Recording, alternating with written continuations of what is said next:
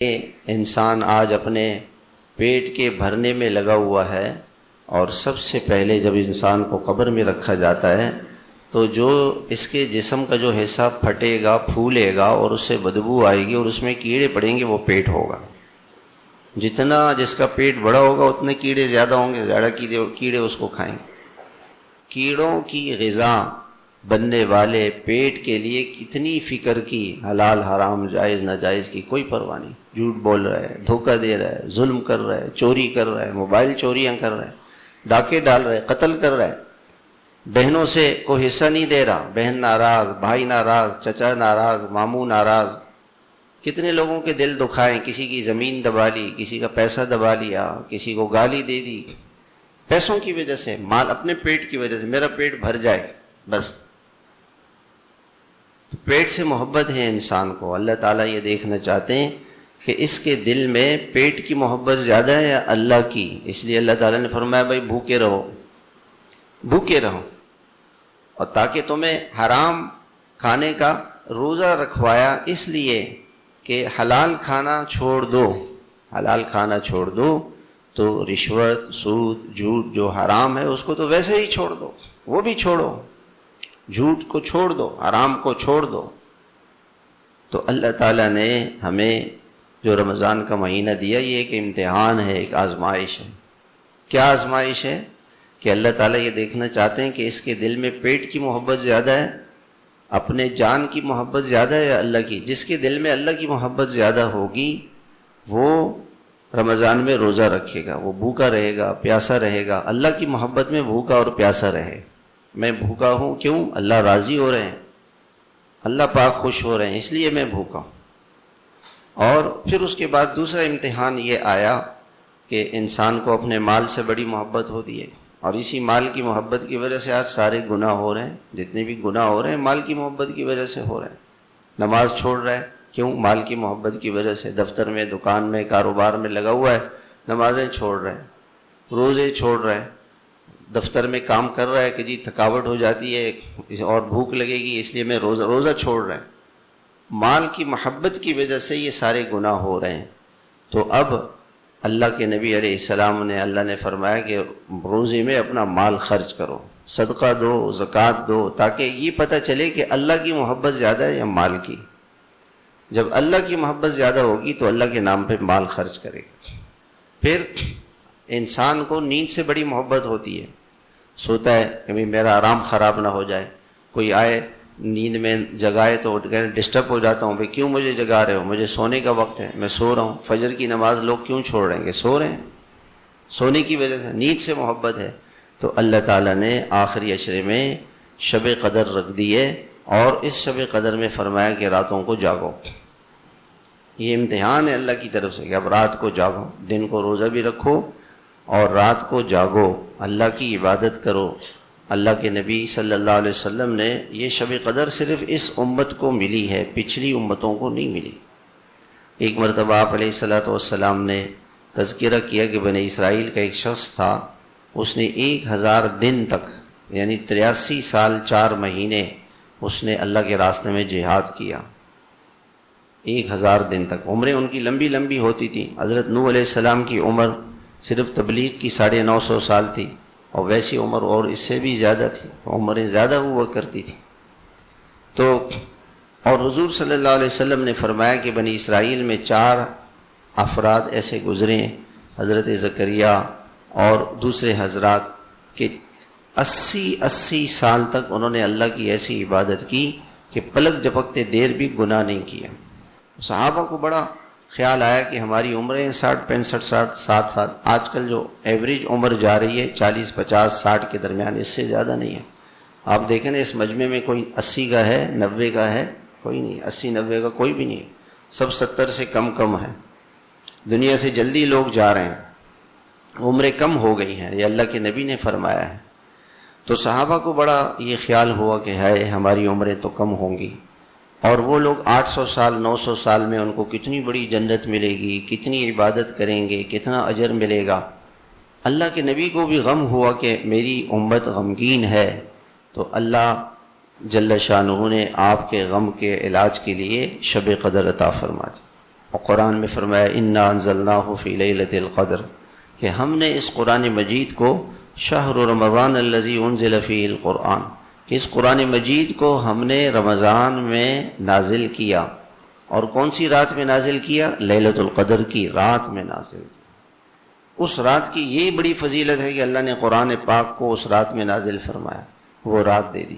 اگر کسی نے وہ ایک رات عبادت میں گزار لی تو 83 سال 4 مہینے، 12 گھنٹے کی رات ہے آج کل تقریباً، 12 گھنٹے اس نے اللہ کی عبادت کی تو ایک آدمی 12 گھنٹے دفتر جائے اور اس کو 83 سال 4 مہینے کی تنخواہ ملے.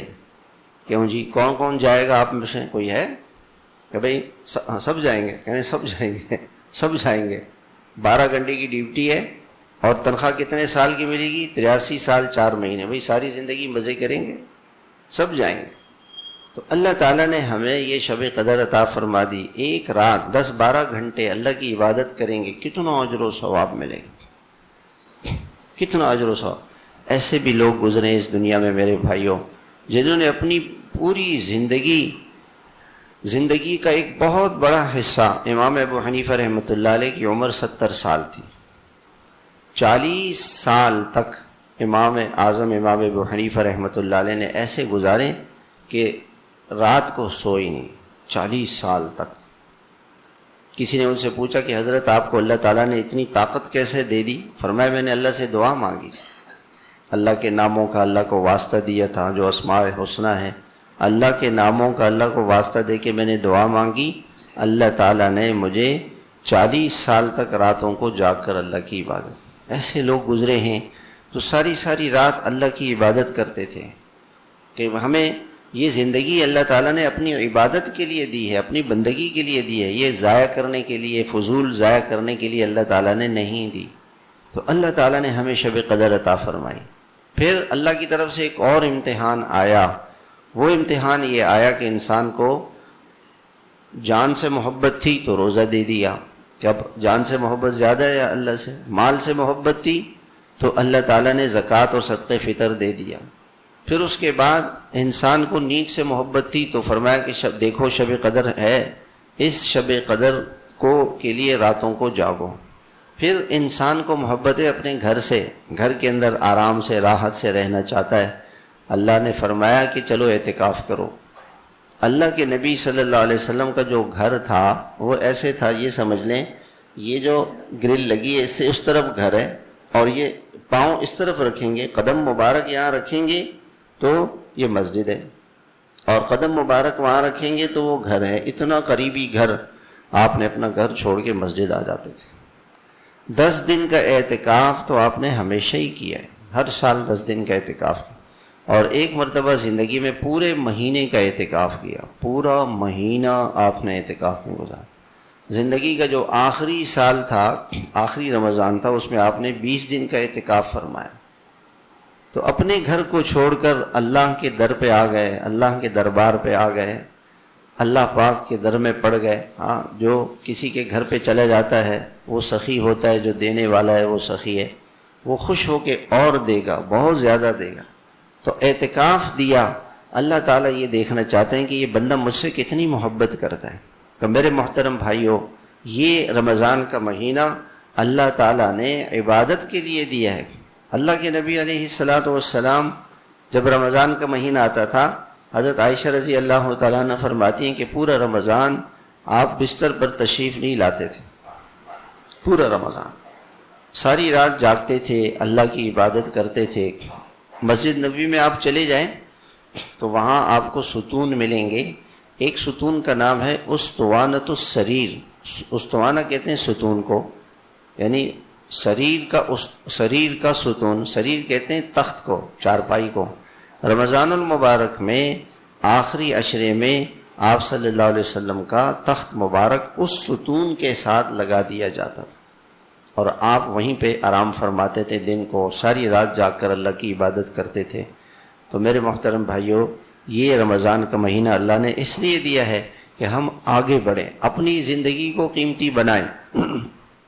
آپ صلی اللہ علیہ وسلم ایک مرتبہ تشریف لا رہے تھے اور آپ نے فرمایا کہ باہر آئے تو دیکھا کہ دو آدمیوں کی آپس میں لڑائی ہو رہی ہے.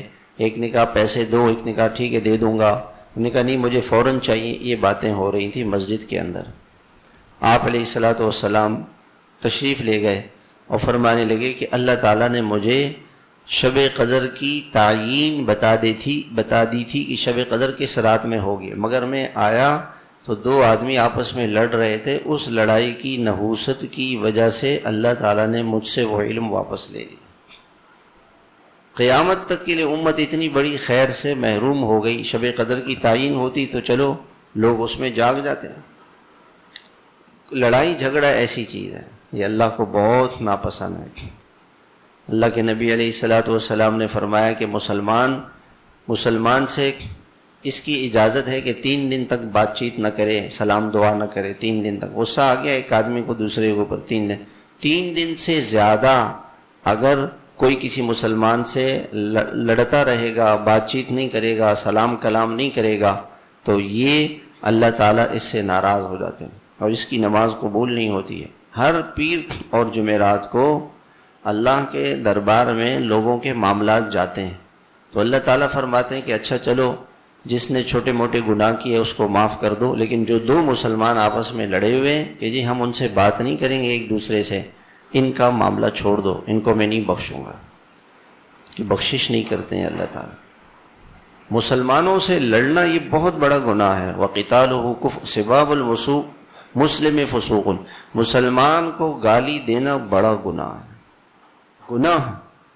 وَقِتَالُهُ كُفْرٌ اور مسلمان سے لڑنا یہ کفر ہے, کفر. مسلمان سے لڑنے کو کفر بتا دیا ہے کہ یہ کافروں کا کام ہے. مسلمان سے نہیں لڑتا. مسلمان کی نشانی کیا بتائی؟ مسلمان وہ ہے جس کے ہاتھ سے زبان سے کبھی کسی کو تکلیف نہ ہو.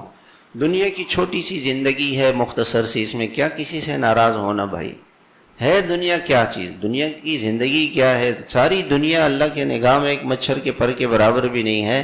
اس کے لیے لوگوں سے لڑنا, جھگڑنا, ناراض ہونا, بات چیت بند کر دینا, سلام دعا نہیں کرنا, یہ چیزیں چھوڑ دیں. شب قدر میں بھی اللہ تعالیٰ کچھ لوگوں کی مغفرت نہیں فرماتے. ایک وہ آدمی جس کے دل میں کسی کے لیے حسد ہو, کینہ ہو, بغض ہو, عداوت ہو, دشمنی ہو کسی کے لیے, اور جو کسی سے ناراض ہو, رشتہ توڑا ہوا ہو, میں چچا سے بات نہیں کروں گا, ماموں سے بات نہیں کروں گا, اپنے بھائی سے بات نہیں کروں گا, میں نہیں ملوں گا. بیوی شوہر سے ناراض ہے, شوہر بیوی سے ناراض ہے, اپنے ساس سسر سے ناراض ہے, اپنے داماد سے ناراض ہے, داماد نے غلطی کر دی, لڑکی کو گھر لے آئے, اب لوگ سمجھا رہے ہیں کہ بھائی معاف کر دو, کہ جی میں نہیں معاف کروں گا. اس شخص کی اللہ تعالیٰ کہتے ہیں میں بھی اس شخص کو معاف نہیں کرتا. مسلمانوں کو معاف کرنا چاہیے, درگزر کرنا چاہیے, یہ اللہ تعالیٰ کو بہت پسند ہے. میرے محترم بھائیوں, مثال اس کی یوں ہے, اللہ تعالیٰ نے جو ہمیں رمضان دیا ہے اس کی مثال یہ ہے کہ ایک آدمی تھا, اس کو کسی نے سونے کا پہاڑ بتا دیا, دیدی یہاں پہ سونے کا پہاڑ ہے, اور اس کو کہا کہ بھی 10 دن آپ کے پاس موقع ہے, اس 10 دن میں آپ جتنا سونا نکال سکتے ہیں نکال لیں. تو آپ بتائیں وہ 10 دن میں کتنا سوئے گا؟ آپ بتائیں, سوئے گا؟ نہیں سوئے گا. موبائل کتنی دیر استعمال کرے گا؟ موبائل بھی نہیں, اس موبائل تو گھر چھوڑ کے چلے جائے گا کہ یہ میرا وقت ضائع کرے گا. سونا نکالنا ہے میں نے. میرے محترم بھائیوں, اللہ نے ہمیں جنت لوٹنے کا موقع دے دیا. بڑی مختصر سی زندگی ہے, غیر یقینی زندگی ہے. جمعے کا دن تھا, ایک آدمی جمعے میں آیا, کسی کے جنازے میں آیا, کسی دوست کا جنازہ تھا, جنازہ پڑھا, مسجد سے باہر نکل رہا تھا, مسجد میں انتقال ہو گیا, مسجد میں ہی انتقال ہو گیا, اور اس کو گھر لے کر آئے اور عشاء میں اس کا جنازہ ہو گیا. گھر سے آیا تھا کہ میں کسی کے جنازے میں جا رہا ہوں, اور واپس ڈیڈ باڈی آئی اور اسی دن اس کا بھی جنازہ ہو گیا. کتنی غیر یقینی زندگی ہے. اس زندگی کے لیے انسان جھوٹ بولے, رشوت لے, دھوکہ دے, کسی کو گالی دے, کسی کو دھکا دے, کسی کا دل دکھائے, حرام کھائے. نہیں, رمضان توبہ کا مہینہ ہے. توبہ کرے, اللہ کی طرف رجوع کرے, اللہ کو راضی کرے. چند دنوں میں ہماری اللہ سے ملاقات ہونے والی ہے. آج سے 50-60 سال پہلے ہم میں سے کوئی اس زمین پہ نہیں تھا, اور آج سے 50-60 سال کے بعد ہم میں سے کوئی اس زمین پہ نہیں ہوگا. ہم ہمیشہ کے لیے قبروں میں چلے جائیں گے، اللہ سے ہماری ملاقات ہوگی، اللہ کو راضی کرنا ہے، اللہ کو خوش کرنا ہے، اللہ سے دل لگانا ہے، اللہ سے محبت کرنی ہے۔ اس لیے رمضان کی راتوں کو قیمتی بنائیں۔